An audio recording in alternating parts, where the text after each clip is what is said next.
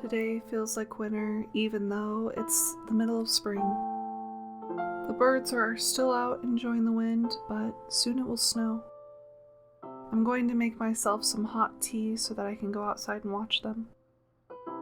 There is a nook in the corner of my patio that a couple of finches have been using to nest in for a while, and I love seeing them build it up and play together. I'm glad they feel safe here because my goal has always been to create a peaceful and safe space in my home. Making tea is one of the ways that I do that for myself and for my husband or our company. In the outside world, it seems like there is no room for peace, and especially not slowness. I've had a hard time learning to slow down and be present in my day-to-day routine. It often feels like a sacrifice to be patient and slow down, but I think that the greatest form of love is sacrifice, and it's worthwhile for me to learn how to love better. In my relationship with the Lord, He has shown me that His nature is peaceful, and that He is slow to speak and slow to anger even when it seems justified that He shouldn't be. This has caused me to wait more patiently when I pray, and to be a better listener. Because of this, my relationship with Him and with other people has been more peaceful. The reason that I started this channel is to share some of that peace with others, and to encourage those living in the fast lane a chance to slow down and be present. When you first slow down, it can feel like you're wasting your time, or that rest is just a distraction from something important. But oftentimes, it is the most important action for us to take. It is the beginning of clarity, motivation, and strength.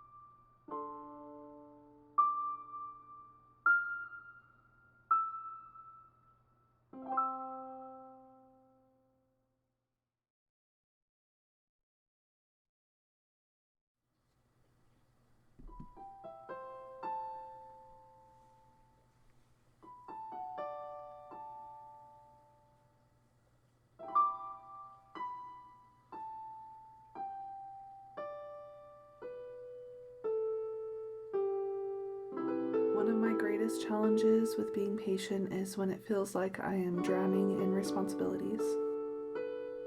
I keep trying to swim to the surface, but the waves of life keep crashing down to keep me underwater. In moments like these, I am reminded of the disciples of Jesus on the Sea of Galilee who were in the midst of a terrible storm. The wind was blowing them in the opposite direction of where they wanted to go, and they were working hard to row against it.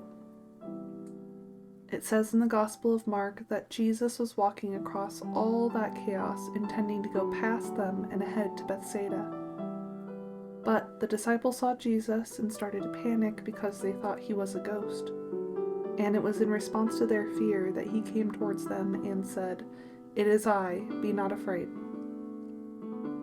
Peter still calls out to the Lord, saying, "If it is you, ask me to come out to you on the waters."